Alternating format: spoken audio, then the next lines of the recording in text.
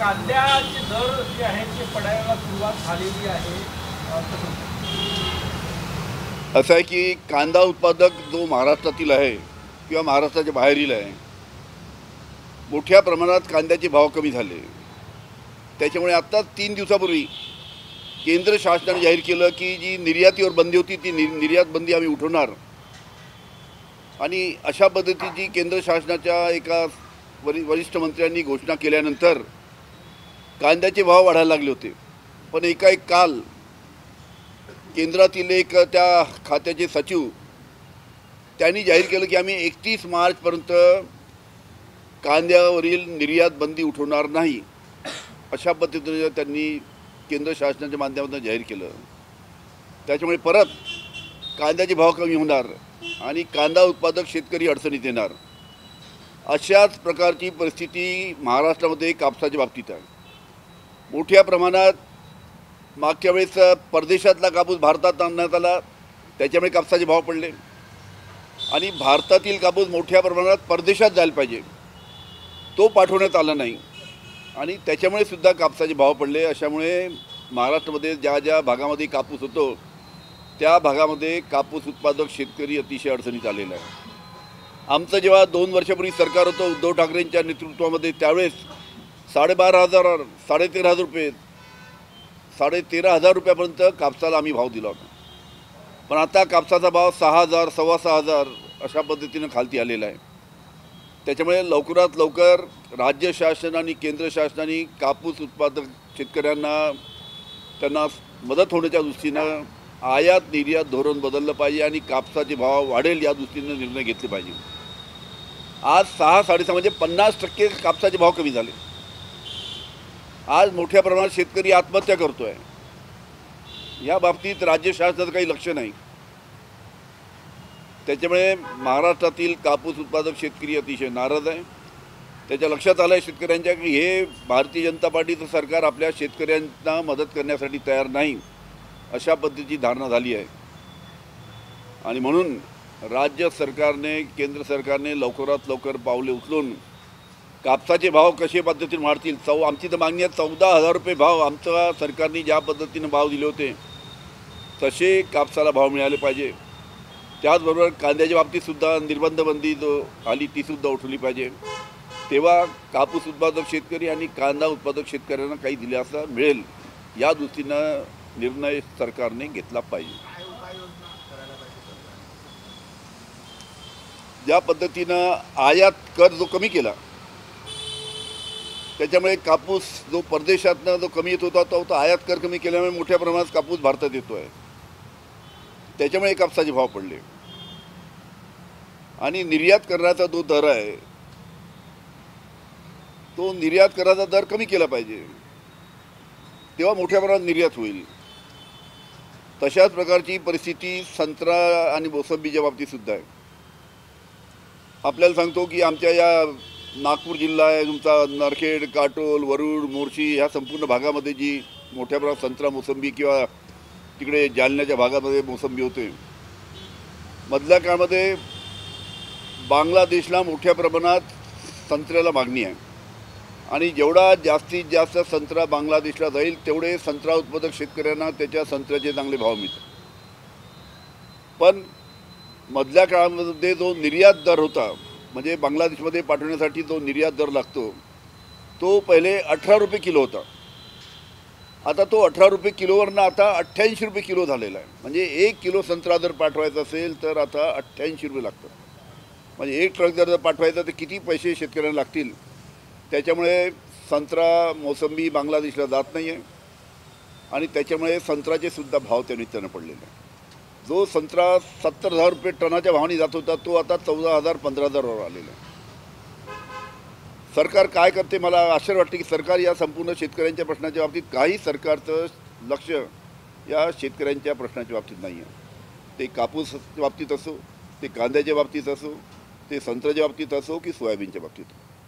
त्याच्यामुळे लवकरात लवकर शासनाने पावलं उचलून शेतकऱ्याला कशा पद्धतीनं दिलासा मिळेल या पद्धतीनं निर्णय घेण्याची आवश्यकता आहे.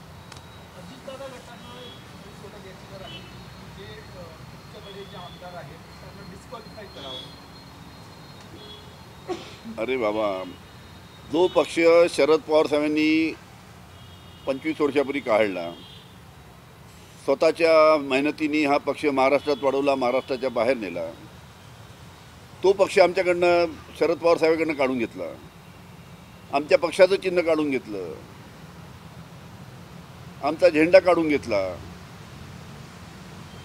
जे काही अदृश्य शक्ती आहे त्यांच्या सहकार्याने या सर्व गोष्टी घडत आहेत.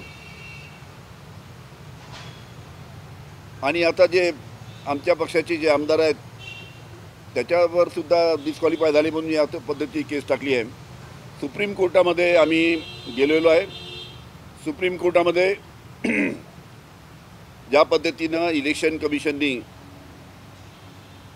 दबावाखाली आमच्या विरुद्ध तो निर्णय दिला आणि त्या निर्णयामुळे आमचा पक्ष असो, आमचा पक्ष चिन्ह असो किंवा विधानसभा अध्यक्षांनी जो निर्णय दिला, या सर्वांच्या विरुद्ध आम्ही आता सुप्रीम कोर्टामध्ये गेलो आहे. सुप्रीम कोर्ट आम्हाला नक्कीच योग्य न्याय देईल. 2 दिवसापूर्वी सुप्रीम कोर्टाने आम्हाला चिन्हाच्या बाबतीत निर्णय दिला की 8 दिवसाच्या आतमध्ये इलेक्शन कमिशननी लवकरात लवकर राष्ट्रवादी काँग्रेस शरद पवार या गटाला लवकरात लवकर त्यांचं चिन्ह द्यावं अशा पद्धतीचा आदेश त्यांना द्यावा लागला इलेक्शन कमिशनला. हालाकी आम्हाला सुप्रीम कोर्टामध्ये जायची काही वेळ येऊ द्यायला नव्हती पाहिजे, पण इलेक्शन कमिशननी कोणताही निर्णय न घेतल्यामुळे आम्हाला सुप्रीम कोर्टात जावं लागलं आणि तिथून त्यांनी आदेश दिल्यामुळे आता सुप्रीम कोर्टाला 8 दिवसामध्ये आम्हाला आमचं चिन्ह द्यावं लागेल. म्हणजे आता लोकसभेच्या निवडणुका आल्या, आमच्या पक्षाचं चिन्ह नाही, अशा परिस्थितीमध्ये इलेक्शन कमिशनवर दबाव टाकून आमच्या राष्ट्रवादी काँग्रेस पक्ष शरद पवार गटाला अडचणीत आणण्याचं काम काही अदृश्य शक्ती करत आहे.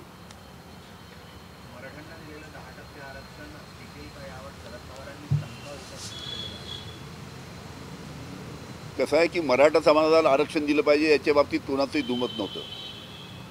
फक्त एकच आहे की आता ज्या पद्धतीनं आरक्षण दिलं ते आरक्षण खरोखरच कोर्टात टिकणार आहे का?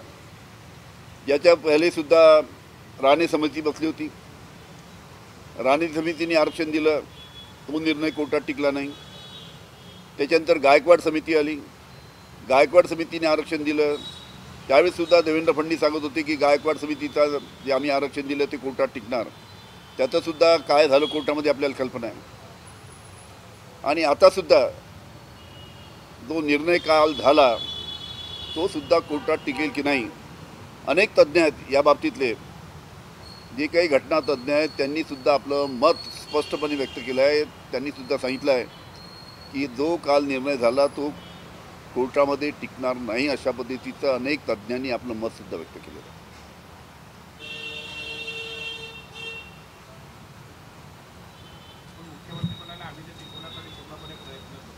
टिकवण्यासाठी प्रयत्न केला पाहिजे, प्रश्नच नाही.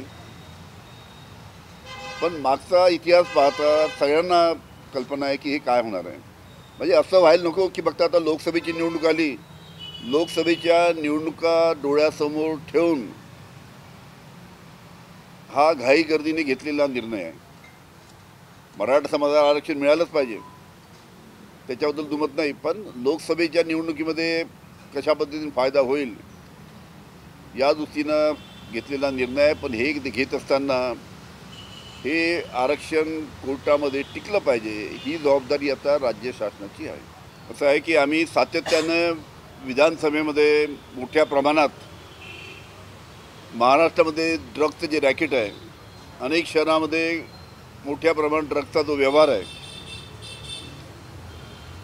त्या बाबतीत पोलिसांनी कारवाई करावी यासाठी सातत्याने आम्ही विधानसभेमध्ये हे प्रश्न मांडतो. पण एक चांगला आहे की शेवटी काहीतरी आता काल पुन्हा पोलीस कमिशनरनी अनेक ठिकाणी धाडी टाकून त्यांनी त्या ठिकाणी जवळजवळ 1100-1200 कोटीचं ड्रग त्या निमित्तानं हस्तगत केलं, पकडलं. त्याच्यासाठी त्यांच्या चौकशीचं चालू आहे की ज्याचे जे बॅकवर्ड लिंक आहे, कुठून या पद्धतीचा व्यवहार होतो किंवा ड्रग पुढे कुठे पाठवलं जातं महाराष्ट्राच्या बाहेर, त्याचे बॅकवर्ड लिंक आणि फॉरवर्ड लिंक त्यानिमित्तानं त्याचीसुद्धा चौकशी चालू आहे. ही आनंदाची गोष्ट आहे. अशाच पद्धतीनं पोलिसांनी सतर्क राहून महाराष्ट्रामध्ये ड्रग्सच्या बाबतीत जर कारवाई केल्या तर मधल्या काळामध्ये जी भीती होती की जसा उडता पंजाब झालं तसा उडता महाराष्ट्र होईल का अशा पद्धतीची भीती होती, तशा पद्धतीची भीती राहणार नाही. अशाच पद्धतीनं संपूर्ण महाराष्ट्रामध्ये ड्रग्सच्या बाबतीत कारवाया झाल्या पाहिजे असे माझी गृहमंत्री म्हणून मत आहे. जरांगे पाटील यांनी महत्त्वाची बैठक बोलावली, आज आंदोलन ठरवणार असं आहे. जरांगे पाटील सांगताच आहेत की कसं आहे, जरांगे पाटलांची जी मागणी होती आणि सरकारने अनेकदा त्यांना सांगितलं होतं की आम्ही जी काही जरांगे पाटलांनी मागणी केली आहे त्या पद्धतीने सरसकट त्यावेळेस देऊ अशा पद्धतीचा सरकारच्या माध्यमातून सुद्धा सांगण्यात आलं होतं. त्याच्यामुळे बहुतेक जरांगे पाटलांनी आपली बैठक बोलावून सरकारने आमची फसवणूक केली हे तर त्यांनी सांगितलंच आहे, पण पुढची भूमिका त्यांची काय राहणार याची सुद्धा घोषणा बहुतेक ते करतील असं दिसतं. कारण की या आरक्षणावर ते खुश नाही असं त्यांच्या बोलण्यावरून दिसतं. शेतकरी आक्रमक आहेत, अतिशय दुःखाची गोष्ट आहे की शेतकरी जेव्हा आपल्या शेतमालाच्या भावासाठी आंदोलन करतात तर त्याला ज्या पद्धतीनं आंदोलन करण्यापासून रोखलं जातं, JCB लावायच्या, तिकडे खेळ ठोकायचे. मी जर पाहिलं तर अशा पद्धतीचं ते चित्र जर पाहिलं दिल्लीचं तर असं वाटतं की पाकिस्तान भारताच्या बॉर्डरवरचं युद्ध चालू आहे की अशा पद्धतीचं त्या ठिकाणी संपूर्ण तयारी चालू आहे. त्याच्यामुळे शेतकऱ्यांचे जे प्रश्न आहे ते पंजाबमधले असो ते हरियाणामधले असो, त्या बाबतीत सरकारने या सर्व प्रश्नाच्या बाबतीत सहानुभूतीपूर्वक विचार करून कशा पद्धतीनं शेतकऱ्यांना त्यांच्या शेताच्या भावाला चांगल्या पद्धतीने शेतात मालाला चांगल्या पद्धतीने भाव देण्यासाठी आणि त्यांची जी MSPची जी मागणी आहे मिनिमम सपोर्ट प्राईस, याच्या बाबतीत केंद्र शासनाने योग्य निर्णय घेतला पाहिजे, त्यांचं ऐकून घेतलं पाहिजे आणि योग्य निर्णय घेऊन शेतकऱ्यांचं समाधान केलं पाहिजे. कारण की मागचं आंदोलन 1 वर्ष मागचं आंदोलन चाललं, तशाच पद्धतीनं परिस्थिती पुन्हा येऊ नये या बाबतीत केंद्र शासनाने पावलं उचलली पाहिजे. ठीक आहे, त्यांचं असं आहे आता लोकसभेची निवडणूक आहे, आपल्या पक्ष वाढला पाहिजे, आपल्या पक्षाचे जास्तीत जास्त खासदार आले पाहिजे या दृष्टीने प्रयत्न आहे. मग तुम्हाला संपूर्ण महाराष्ट्राची परिस्थिती माहीत आहे. मधल्या काळामध्ये इंडिया टुडेचा सर्वे काय आला होता, एक आहे की भारतीय जनता पार्टीला माहीत आहे की स्वतःच्या ताकदीवर आपण लोकसभेच्या जागा निवडू शकत नाही, स्वतःच्या ताकदीवर आपण महाराष्ट्रामध्ये विधानसभेच्या जागा निवडू शकत नाही.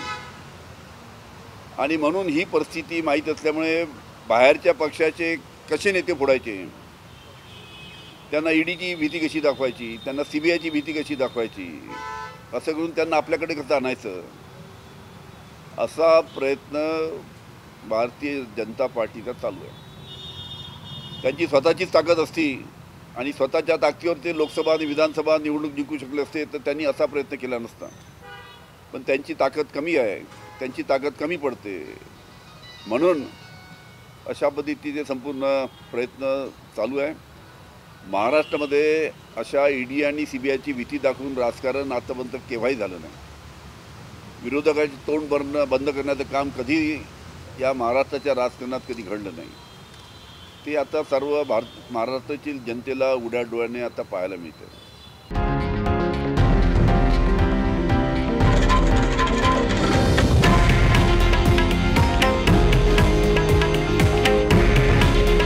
हे आहे देशातील नंबर 1 न्यूज नेटवर्क आणि आपण पाहत आहात TV9 मराठी. काळजी तुमची, हित महाराष्ट्राचं.